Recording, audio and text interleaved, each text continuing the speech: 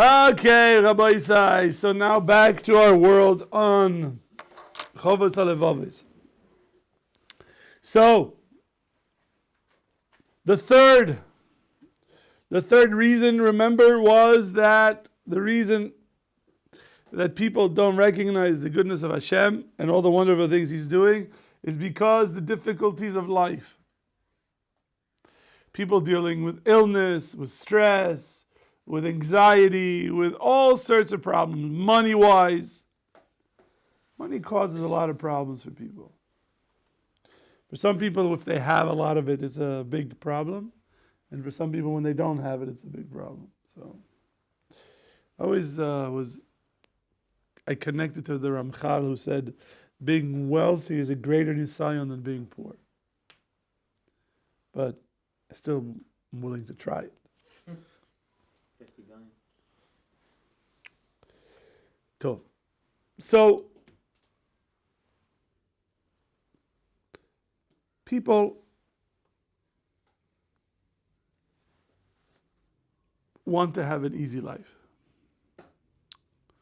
But nobody builds himself, nobody grows without adversity. It's a fact. And so, says Rabbeinu Bachya that there is a mashal, a parable for this. And the parable is of a person who is blind. There's a blind person, and that a house was built for him, and that everything that he needs was set up for him inside the house, that he was have everything exactly for their benefit. Okay? And he is sent to see a doctor that could treat his eyes, that could restore his vision. Okay? But they don't listen. He refuses to listen to the physician. He's not willing to go through with the treatment. And when he is in that house that was built especially for him, because he's not doing what he's supposed to be doing, he keeps bumping into things. He keeps breaking things. And he keeps getting angry at the people that built the house, who set up the house, because he keeps getting hurt. And that's the mashal. That is, if we were to accept that Hashem is helping us and treating us, then we would not have been bumping into things and having more difficulties in life.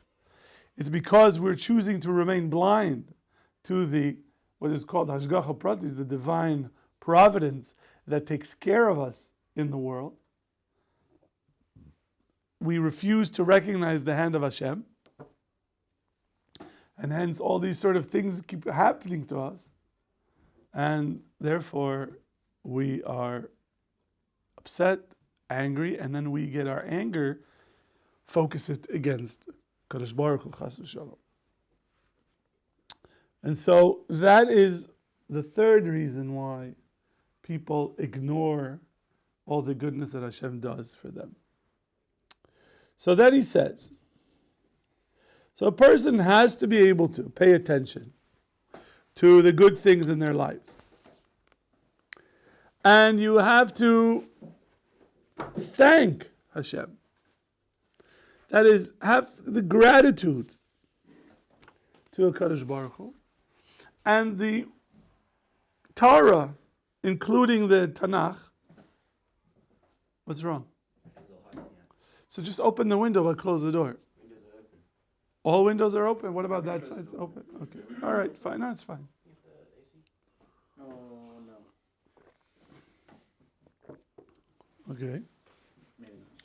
And he says that one of the ways to start recognizing the chesed that Hashem does for us is through the study of Chazal.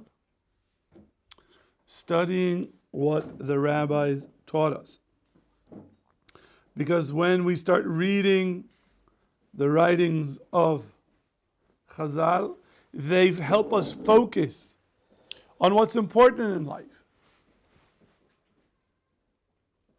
they help us understand human nature. Sometimes when you read the Gemara, and the Gemara talks about something called umdana, tells you sort of what is the standard state of mind of a person in different situations. Where do you think they get it from? They get it from knowing the Tanakh.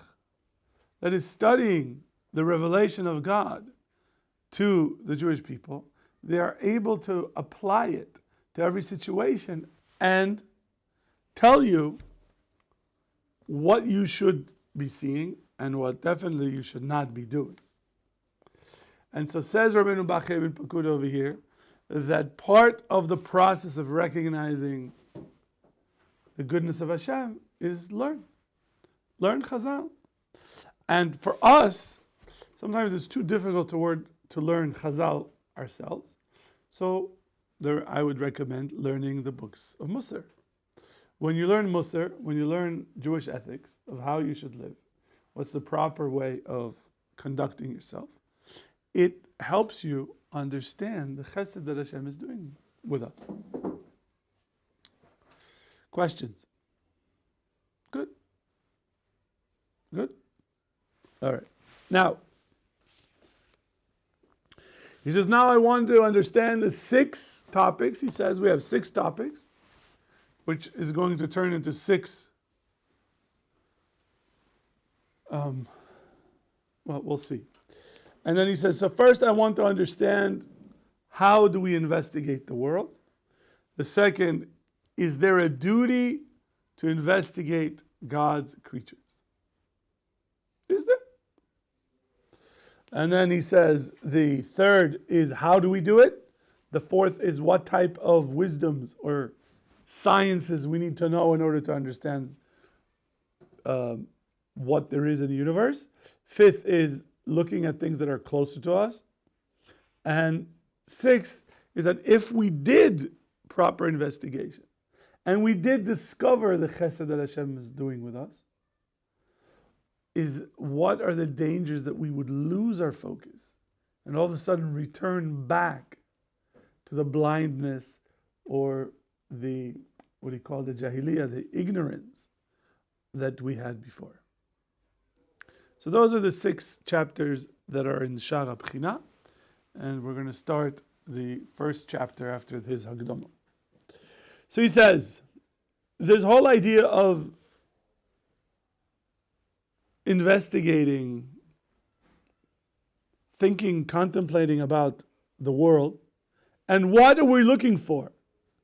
He says, what we're looking for, hikmat Allah, the wisdom of God.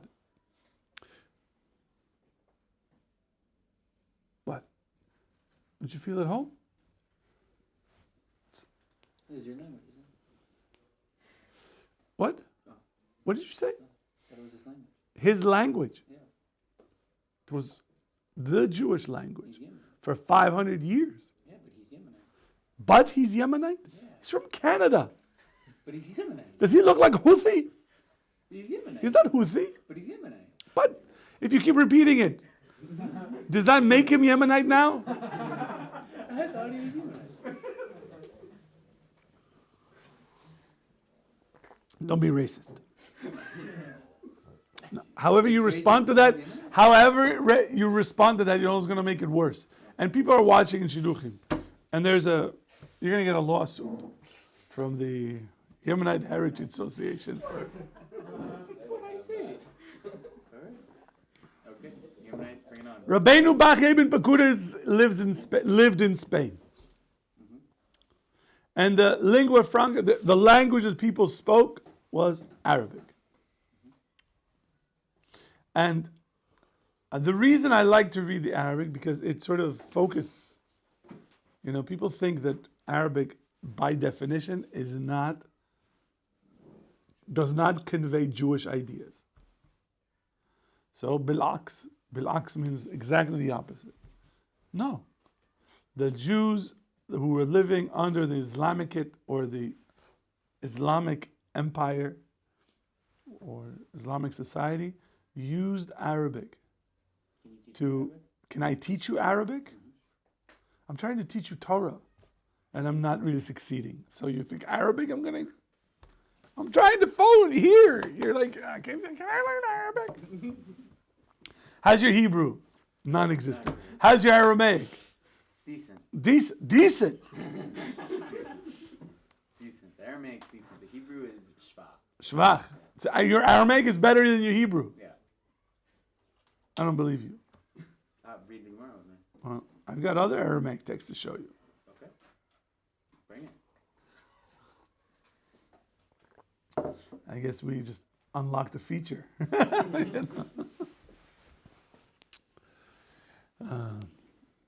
So he says, we are searching the wisdom of God. So this is very important, very, very important. When you start out looking for something, if you don't know what you're looking for, guess what? What? You're not going to find it. If you're going to study now, let's say you're going to go and study biology. Or as Dan said, geology, right? Earthquakes. Kol hakavod. He wants us to become a geologist and predict earthquakes. If you don't know what you're looking for, you're not going to find. You won't even know what you found.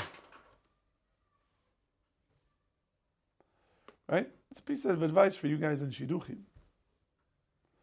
Right? A guy says, I want to get married. Okay, what are you looking for? Oh, I don't know.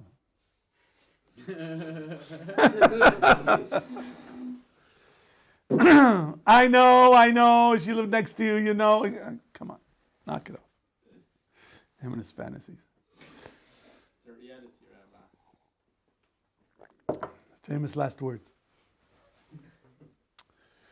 So you have to have a good idea of what you're looking for. You can't just, throw darts without having a dartboard that you're aiming towards something. So says Rabbeinu Bachim Pakuda that when we are investigating the world around us, you have to keep in mind that you're looking for the wisdom of God. Chochmas Elokim. Hikmat Allah. Because we want to discover God in the world. Because what are we trying to accomplish? Seeing chesed of Hashem in this world. And so, he says, this is what we're searching. And we're going to be able to see also that the recognition of the wisdom of God is dependent on your nefesh. Our soul has different powers. Some people function at 85%, some people 74%, some people 98%, right? There's different people who are more attuned, less attuned. And we have to recognize that there's going to be different levels of recognition when you're doing this study. Not everybody's equal. Sorry. Malasot. And so it depends on you. And he says now, wisdom, in one sense of discovering the wisdom of Hashem, is, for example, we should start looking at from like the sun. So what does that mean? It's a very interesting idea. So think of the sunlight. Okay? Sada? You with me? And so he says, when you look at the sun has whatever and let's not get technical. I don't want like letters and complaints. I'm not understanding how the sunlight works. I'm not. It's not my field. But let's just, from his position, the sun radiates light, okay, at the same strength. What? It's whatever the rays of the sun, they're always the same strength. So let's just say, I don't know, let's say the energy level is 45. And it's 45 for every sun ray. Every light that comes from the sun, it's in a sense the same strength. That's what he's saying. Okay? And then he says, now, once the sunlight hits glass, depending on the glass, it's going to look or take on a different color. So if you ever seen the stained glass, right, that the sunlight hits, if the stained glass is blue, what do you see? Blue light. If it's red, it's more red, or yellow, right? The sunlight changes. But what is causing it to change? Is it the nature of the light itself? Or the vessel that is receiving the light? You're following his example? It's the vessel. And therefore he says, the same way that water, when you water the earth, it produces different types of plants. Does that mean that the water is different? That the water that you're watering here, then you get an apple tree. You water over here, you get a pear tree. Over here is a rose bush. Is the cause of the differences the water itself? Or is it the seeds that are receiving the water? They're different. And because they're different, then they grow differently. So those things seem to be very obvious, right? And so he says, similarly, that all of the creatures that God created and put them in the world, they are like this. Which means what? That the power of creation that God has is, in a sense, the same, but the vessels that receive the divine light or energy, for lack of a better term, they function differently because of the vessels, not because there's a change in God. Okay? It's the vessels that change.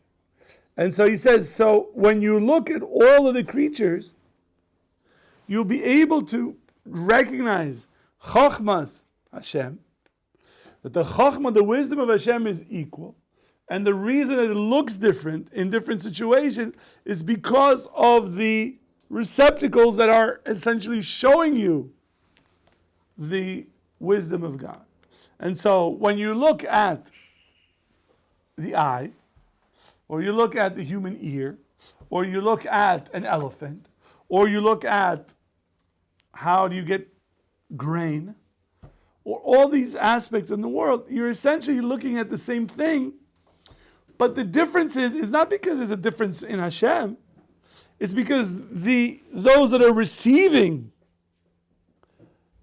whatever it is and exhibit the wisdom of Hashem, they are different. And therefore it looks different. And the whole process of investigating is to return from the difference to see what they have in common. The goal is to focus on what everything has in common, not how everything is different. And that also is very important in terms of how we look at one another. We're very good at seeing how we're different, right? Oh, he's Yemenite. He's Yemenite. Okay, but you're Yemenite. Asma. Does that make him less of a Jew? No, he's still a brother. Still your brother. Yeah. You love him like you love yourself? I love him more than I love myself. Oh boy. I don't think that's not making him happier. Oh, is that scaring you? I'm sorry, but it's true. Just leave your door unlocked. Well, we might want to lock that door.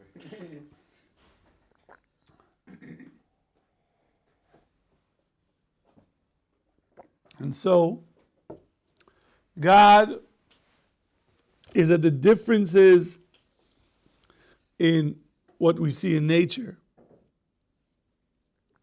are because of the way that God interacts with the world. And he says that you notice, he says something else also. He says, If, this is very delicate what he's saying here.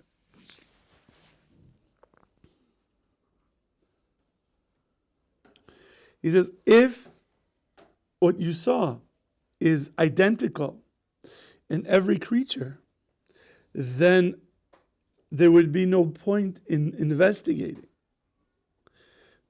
because everything's the same. But he says, but since they're not the same, all the creatures are different, they're not created as one mold. Okay?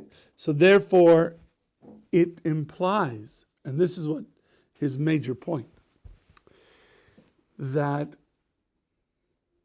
thank God it's Thursday, huh? You're going to shower tomorrow, I'm showering today. You will? Well, what about tomorrow? And tomorrow. 2 days in a row? What are you, nuts? 2 days. Like to be clean, right? If you shower every day, then you shouldn't have been smelling yourself. Sorry. No, I wasn't. I didn't want to yawn. I was really rude to yawn. I was yawning into my shirt. You buy that story? I didn't see. I can't. But you heard the story. Are you buying I it? heard the story. It could go. It could go 50-50. Why would I make that up? Why? For shidduchim purposes. No, he's telling the truth. I see they gotta go. Yeah, I was yawning. My nose did not go inside of my shirt. I mean, at first I was believing you. Now you just keep. Yes, that's it. It's much worse. Much, much worse. I have nothing. You have nothing to hide.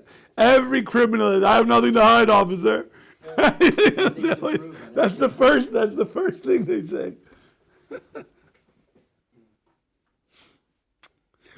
So, says Rabbeinu Bachya here, that since the effect of Hashem in the world is not uniform,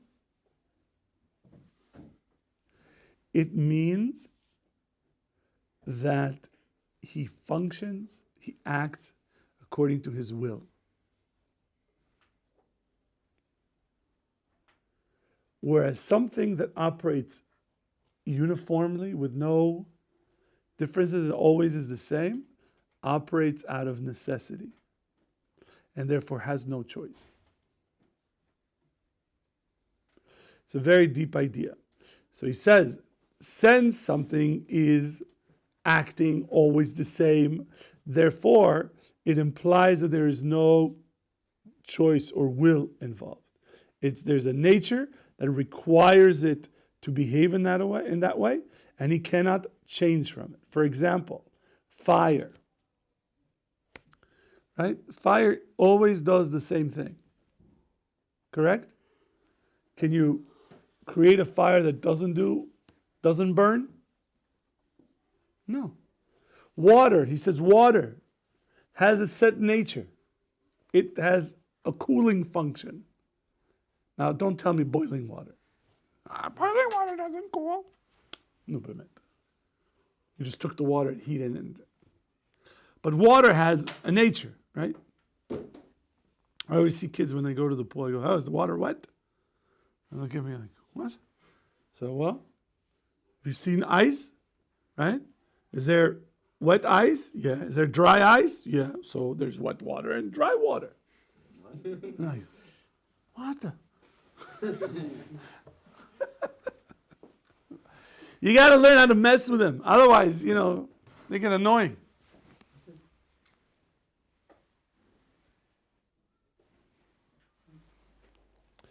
And you have to have these things by age, When you meet the first, second graders, I always ask them, does the Rebbe in school beat you? Come on, you can tell me. What? Don't get all serious. It's a joke. I was like, well, it was weird. Okay. We're not going there. We're not going there. What? What did you want to say? I said, do rabbis beat kids here? Not yet. No, not anymore. Other places in the Torah. Not anymore. How long ago did it stop? Yesterday. Woo! Okay. So it's not really done. No, it used to be in the old days. That was, No, that was the. You got your ruler. I got the chalk. I got the chalk. The chalk. Yeah, They threw chalk at you. they threw chalk at your head. And There was one rabbi who would push There was rumors. Okay, listen. I'm sorry I raised it. It was just a joke. Now people are trauma, Find the support group for this. We'll meet in Rabbi Lubo's office at 4:30. Who is Rabbi Lubo? You have to point him out to me, please, Rabbi. You keep mentioning this, Rabbi. Well, I'll be that. Yeah, and especially on camera. You met him, for sure. What's the pointer stick? Yeah, Can you introduce yourself to me? He's here all the time, for sure. Pointer stick. Yeah. He teaches me. I got the. Shh. Okay. I'm gonna set this thing. My bad. Well, the point back to Rabbeinu Bachya ben Pakuda. Uniformity implies a lack of will. Since we have such diversity in the universe, diversity of life, diversity of things that are, people who get into this, rocks. There's some really, really beautiful, interesting rocks, right? People pay a lot of money for certain rocks, right? A diamond, though I've heard diamonds are no longer important. It's all lab-grown diamond, and no, I don't. You heard about lab-grown diamond? That they grow them in laboratories. Can I grow him? If you have a lab. It's very expensive. All the equipment. But they're $1,000 compared to Much cheaper. much cheaper. I don't know. I don't know what kind of woman would It's, get a lab-grown diamond. Can't you? Is there any difference? it's synthetic. It's synthetic. It's lab grown. Okay, It it's doesn't count. synthetic. not It's a like real Chinese diamond. pearls. Okay.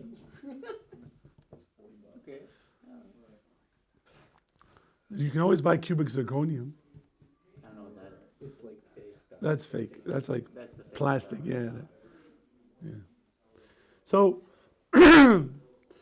diversity in the world, diversity in the universe, says Rabbeinu Bachya ben Pakuda, is a sign of that God functions according to His will, Ratzon. Whereas uniformity, whenever you see something that acts always the same, it doesn't have will. It doesn't have will. You don't act the same all the time. Sometimes you've got orange here, sometimes here and here. I've been trying to I don't know. put this Now over he's going to have it over here. Somebody decided to put this over here. I don't. Yeah. I've been Keep it trying to up. get Keep it up, Andrew. But could you please don't put anything on your Gemara? It's a holy book. Thank you. And so he says that the Creator chooses his actions. He's not forced to or required to behave in a certain way. Therefore, he created different things in the universe. That through the differences we can see his unity because he chooses.